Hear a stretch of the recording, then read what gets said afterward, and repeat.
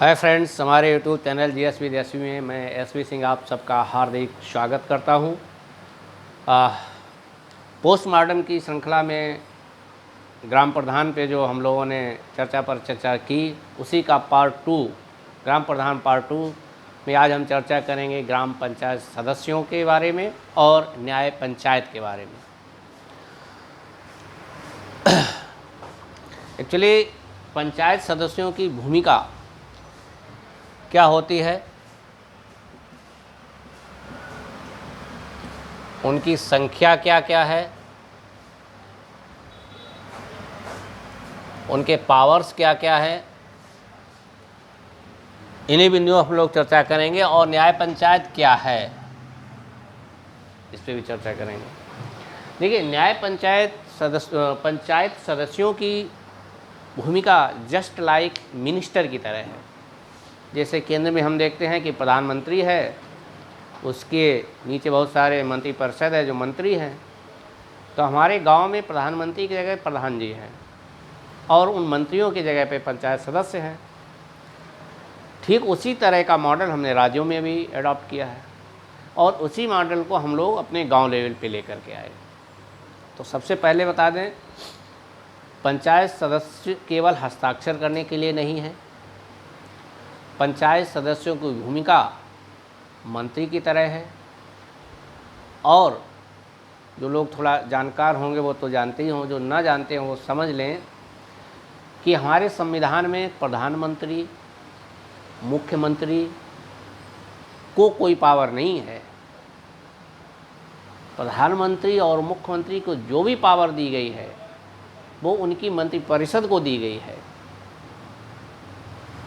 उस मंत्रिपरिषद के मुखिया होने के नाते वे लोग उन शक्तियों का प्रयोग करते हैं, यानी जो बेसिक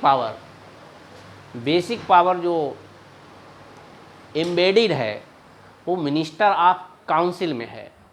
तो ये पंचायत सदस्यों की संख्या जो है एक मिनिस्टर ऑफ काउंसिल की तरह इनकी भूमिका है। और हर गांव में 6 समितियां बनाई जाती हैं, जिनमें से 2 समितियों का अध्यक्ष स्वयं प्रधान होता है और 4 समितियों का अध्यक्ष पंचायत सदस्य होता है।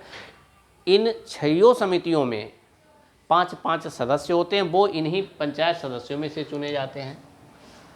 अब इनकी संख्या कितनी होती है, ये निर्भर करता है कि उस ग्राम सभा की आबादी कितनी है।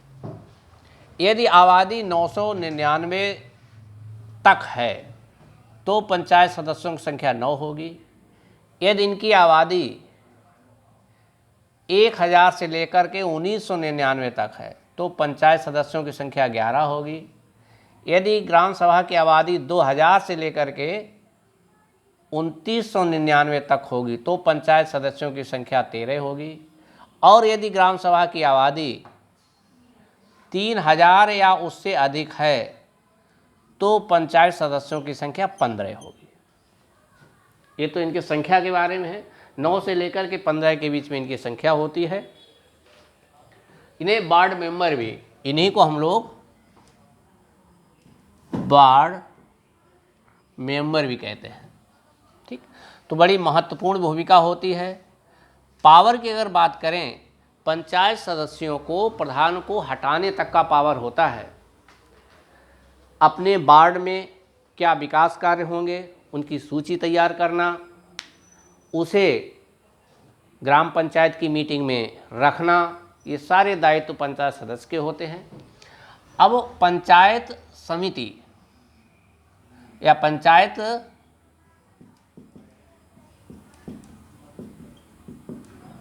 जो सदस्य 9, 11, 13, 15 डिपेंड ऑन द सिचुएशन, जो पॉपुलेशन है, जितनी संख्या हो, इन सबको हम लोग एक शब्द से ग्राम पंचायत नाम से संबोधित करते हैं। जो इनकी जो मंत्रिपरिषद है, सरकार में दिल्ली में या लखनऊ में जो मंत्रिपरिषद है, उसी को हम लोग अपने गांव स्तर पे ग्राम पंचायत कह देते हैं। एक तरीके मंत्रिपरिषद है। और यदि ये लोग असंतुष्ट हों तो ग्राम प्रधान को पद से हटाया भी जा सकता है। उसकी क्राइटेरिया पिछले वीडियो में डिस्कस किया भी था। 1/3 सदस्य साइन करेंगे, ज़िले पे एक जो सक्षम अधिकारी होता है DPR ग्रुप में, उसके पास शिकायत पहुंचेगी तो समय निर्धारित किया जाएगा, फिर वोटिंग होगी और 2/3 सदस्य उसके खिलाफ वोट कर दें तो वह पद से हट भी जाता है।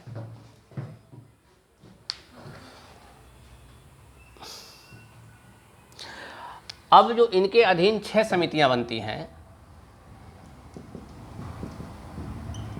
6 समितियों के नाम क्या क्या हैं? पहली है प्रशासनिक समिति, दूसरी है विकास एवं नियोजन समिति,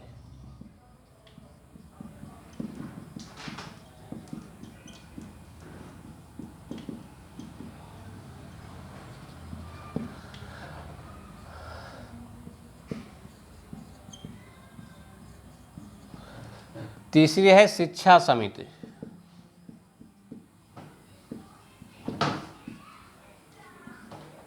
चौथी है स्वास्थ्य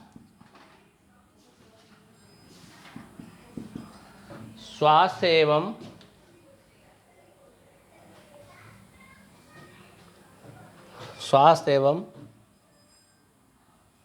कल्याण समिति, तीसरी है जल प्रबंधन और तीसरी है निर्माण समिति।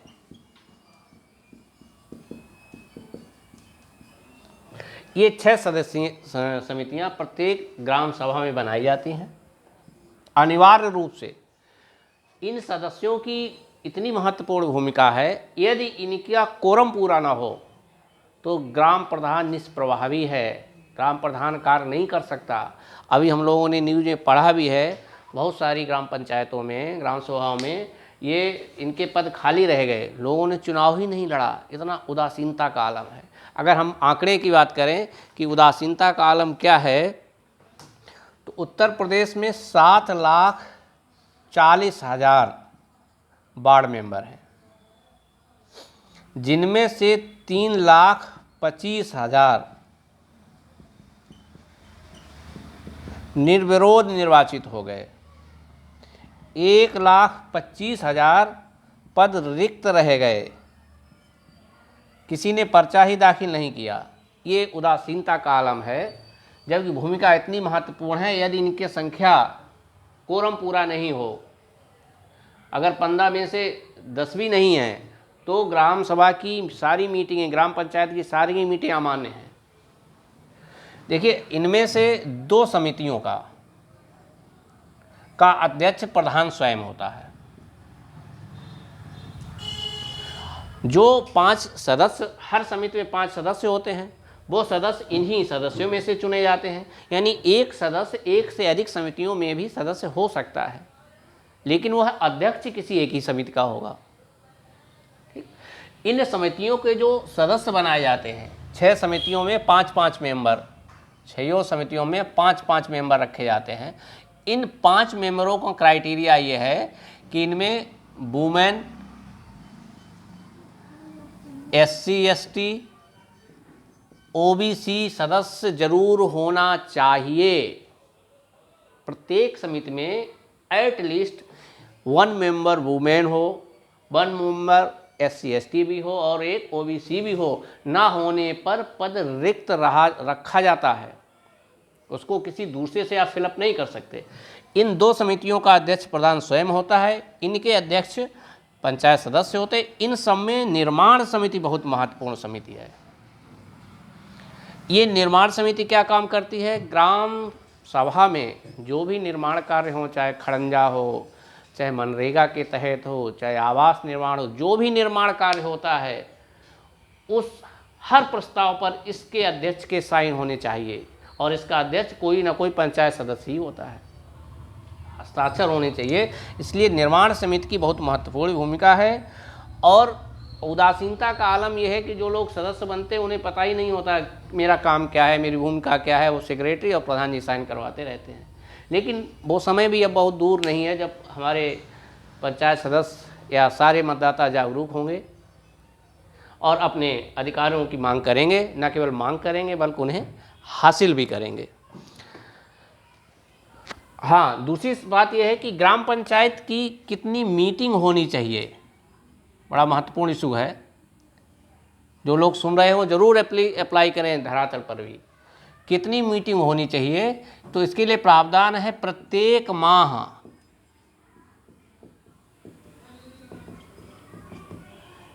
पंचायत, ग्राम पंचायत की हर माह एक मीटिंग होनी चाहिए।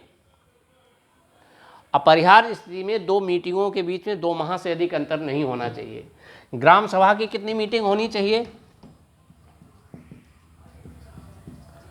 ग्राम सभा की वर्ष में 2 मीटिंग, एक रबी फसल के समय और दूसरी खरीफ के समय। रबी फसल जब कटती है, दूसरी खरीफ जब कटती है, तो ग्राम सभा की साल में 2 मीटिंग अनिवार्य हैं और ग्राम पंचायत की प्रत्येक माह पर मंथ मीटिंग होनी चाहिए। सवाल भी पूछा जा सकता है परीक्षा में, ग्राम पंचायत की हर महीने मीटिंग हो और ग्राम सभा की साल में कम से कम 2 मीटिंग जरूर हो। तो ये जो कुछ भी है पंचायत सदस्यों के बारे में है। निर्माण समिति सबसे महत्वपूर्ण, जो भी इसका अध्यक्ष होगा वो ये समझिए प्रधान की नाक में नकेल डालने वाला आदमी है, थोड़ा भी बिल पावर हो। अब हम लोग चर्चा करेंगे न्याय पंचायत क्या है।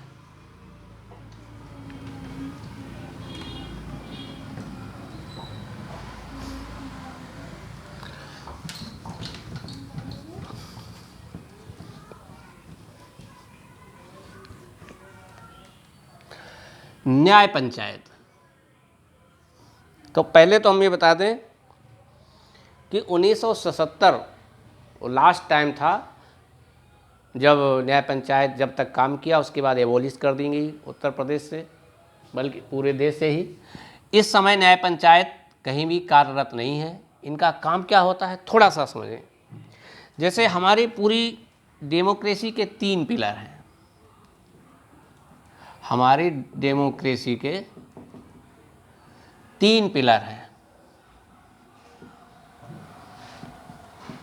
पहला विधायिका, दूसरी कार्यपालिका, तीसरी न्यायपालिका। थोड़ा समझ लें बहुत मजा आएगा। विधायिका मतलब संसद, कार्यपालिका मीन्स सरकार, न्यायपालिका मीन्स सुप्रीम कोर्ट और हाई कोर्ट। जस्ट यही मॉडल हमने गांव में अप्लाई किया। ग्राम स्तर पर क्या था? विधायिका क्या है? ग्राम सभा। कार्यपालिका क्या है? ग्राम पंचायत। न्यायपालिका क्या है? न्याय पंचायत। विधायिका क्या है? ग्राम सभा। कार्यपालिका क्या है? ग्राम पंचायत। और न्यायपालिका है न्याय पंचायत। सरकार का मतलब है पीएम और मिनिस्ट्री, मंत्री मिलके। तो ग्राम पंचायत हमारी कार्यपालिका के रूप में कार्य करती, ग्राम सभा विधायिका के रूप में, और न्याय पंचायत न्यायपालिका के रूप में कार्य करेगी। ऐसा हमने ये पंचायती राज लागू किया था। गांधी जी का जो स्वराज की अवधारणा में इसमें निहित थी। इसका गठन कैसे होता था? इसका गठन और ये कितने बड़े एरिया में लगती थी? सामान्यतः 5 से 10 गांवों के बीच में एक न्याय पंचायत का गठन किया जाता था। इसके जो गठन है सदस्य, ये एक तरीके के कोर्ट था, हम कह सकते हैं ये जस्ट लाइक ए कोर्ट, जिसका गठन 5 से 10 गांवों के बीच में होता था, 10 से 15,000 आबादी के बीच में। इसमें जो लोग जज होते थे या सदस्य, वो कौन होते थे? वो वही लोग होते थे जो ग्राम पंचायत के वार्ड मेंबर होते थे। उन्हीं में से इनके सदस्यों को चुना जाता था। यानी जो ग्राम न्याय पंचायत रूपी, न्यायपालिका रूपी जो हमारा कोर्ट होता था, उसके जज ग्राम पंचायतों के पंचायत सदस्य हुआ करते थे। 1977 आखिरी समय था जब ये ख़त्म कर दी गई। ख़त्म क्यों की गई? ख़त्म इसलिए की गई, ख़त्म से पहले हम लोग गठन की बात करें। गठन क्यों की गई? गठन इसका इसलिए किया गया था कि छोटे छोटे डिस्प्यूट हैं ग्राम स्तर पर, वो वहीं पे सॉल्व हो जाएं तो हाई कोर्ट और सुप्रीम कोर्ट में जो भीड़ है उनका बोझ थोड़ा कम हो जाएगा। कंसेप्ट भी बहुत अच्छा था और शुरुआत में इन्होंने काम भी अच्छा किया। ख़त्म क्यों किया गया? क्योंकि जो जज हैं न्याय पंचायत के वो वार्ड मेंबर्स हैं, आसपास के गांव के हैं, तो जो इशू पहुंचते थे मुकदमे उनमें भाई भतीजावाद, जातिवाद, इस टाइप की बातें आईं और उनके निर्णयों को चूँकि कोर्ट में चैलेंज किया जा सकता था, ऐसा तो था नहीं कि उसके निर्णय को चैलेंज नहीं करेंगे, तो कोई भी इशू पहुंचता था वहाँ पूरी तरह से सॉल्व नहीं होता था। लोग खट से जिला कोर्ट, हाई कोर्ट पहुँच जाते थे। तो लगा कि जब लोग न्याय पंचायत की बातें स्वीकार ही नहीं हैं तो इसको ख़त्म कर दिया जाना चाहिए, इसलिए इसको ख़त्म किया गया। तो न्याय पंचायत हमारा न्यायपालिका जो पंचायती राज था उसका थर्ड पिलर के रूप में न्यायपालिका के रूप में थी। आज की तारीख में ये निष्प्रभावी है। शिक्षा विभाग में ज़रूर एक अवधारणा के रूप में है जिसको हम लोग न्याय NPRC, इस लेवल पे जो कोऑर्डिनेटर होता है उसी को हम लोग न्याय पंचायत रिसोर्स कोऑर्डिनेटर बोलते हैं। बाकी जो मूल धारणा थी कि ये कोर्ट की तरह काम करेगी वो इसने काम करना बंद कर दिया है। तो ये न्याय पंचायत के बारे में रहा, पंचायत सदस्यों के बारे में रहा। जो आपको कमी लगे या जो जिज्ञासा हो आप कमेंट करें, ज़रूर मैं उसका उत्तर दूंगा। बहुत बहुत धन्यवाद।